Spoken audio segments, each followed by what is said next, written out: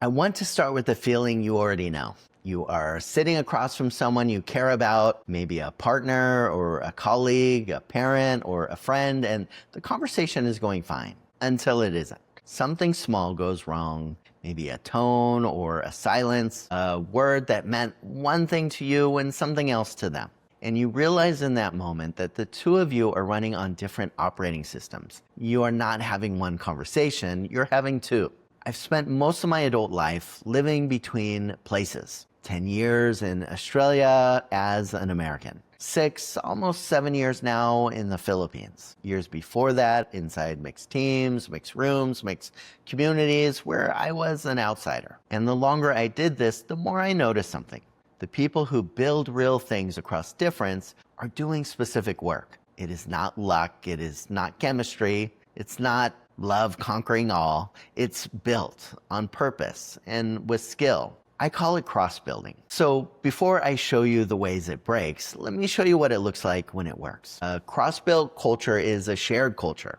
Two people or two groups from different worlds. They come together and build something that belongs to both of them.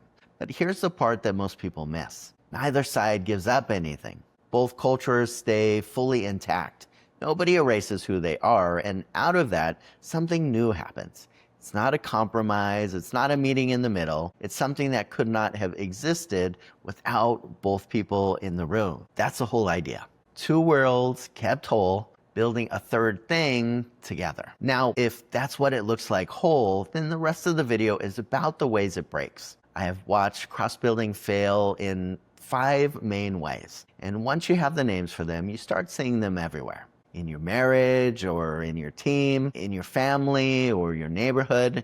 And I want to be honest with you up front. The stories I'm about to tell are composites. They are built from patterns I've seen many times across many people, not single real individuals. And I do that on purpose to protect people and to show you the shape of the thing clearly. 5 ways, let's get into it.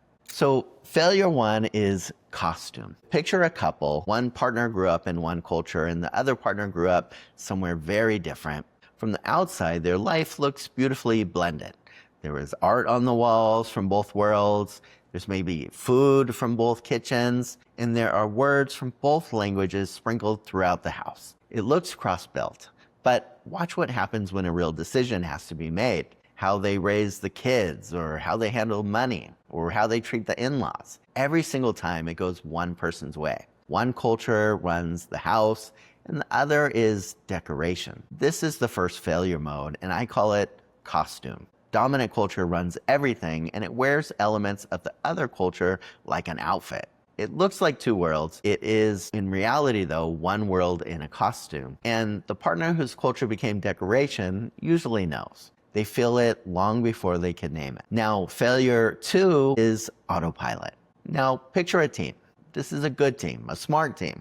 People from several different cultural backgrounds. They are professional, they are polite. The work gets done. Nobody's fighting, but that's exactly the problem, because if you look closely, those cultures never actually combine. They coexist. They run side by side like two trains on parallel tracks, never touching. Nobody is learning how the other person thinks. Nobody's building anything shared. They've just found a way to not collide. This is the second failure mode, autopilot. Functional coexistence with no depth. It could go on for years. Team, friendship, a marriage that has run on autopilot for 15 years and calls it peace. It's not broken exactly. It just never became anything. All right, failure 3 is erasure. Now, I want you to think about one person. Often this is the person with less power in the relationship. Maybe an immigrant or a newcomer, or the one who moved for the other, the one who needed the job or the visa or the acceptance. And slowly, to make things work, they start giving pieces of themselves away. The language spoken less and less at home. The holidays let go of. The opinions swallowed. The whole way of being folded up and put neatly in a drawer. From the outside, it could look like harmony. It could look how well they adapted, but something real is being lost. This is the third failure mode, erasure. One person abandons their culture, almost always the person with less power. And here's the hard part. The person who erased themselves is often praised for it. They're called easygoing or flexible.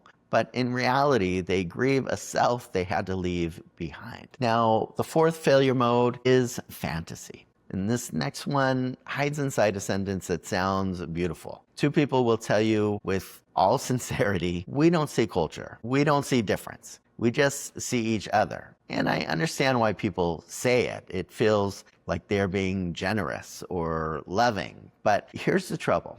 The difference is still there. It does not disappear because you stop looking at it. It just goes underground and it waits until the first real crisis. Maybe a death in the family or a decision about where to live or a child who needs something. And suddenly all that difference they refuse to see comes up at once as conflict, and they have no tools to handle it because they spent years pretending it wasn't even there. This is the fourth failure mode, fantasy.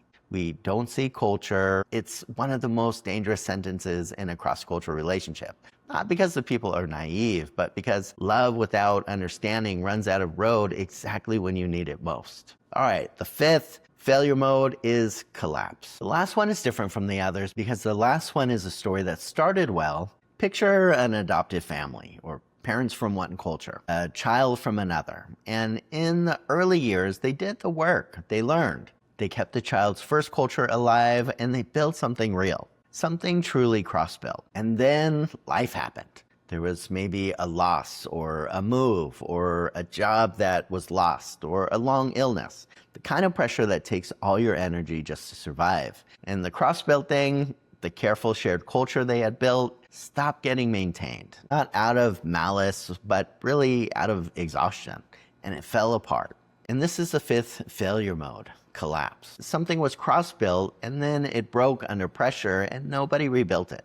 And this is maybe the saddest one because it is the only failure that began as success. So those are the five: costume, autopilot, erasure, fantasy, collapse. Now take a moment. I would guess that at least one of them made you think of something in your own life, a relationship or a team that you worked with, your family, a place you live, and that recognition is the whole point because you cannot fix something you cannot see. And most people living inside one of these failures do not have a name for what is happening.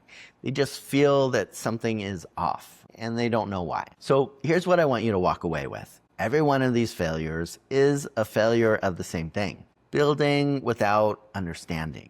Costume skips understanding the other culture. Autopilot skips the work of combining. Erasure skips the power in the room. Fantasy skips the difference entirely. Collapse skips the maintenance. And that means something hopeful. If the failures all come from skipping the work, then the work can be learned. This isn't about chemistry. It's not about finding the perfect person or the perfect team. It's a practice, a set of skills, things you can actually get better at. And I won't pretend it's easy. Cross-building is hard. It's work. It asks you to question things you thought were just normal. It asks the person with more power to give more room. It never really finishes, but it is worth it because on the other side of that work is the thing almost everybody actually wants: to be fully yourself next to someone fully themselves and to build something real together anyway.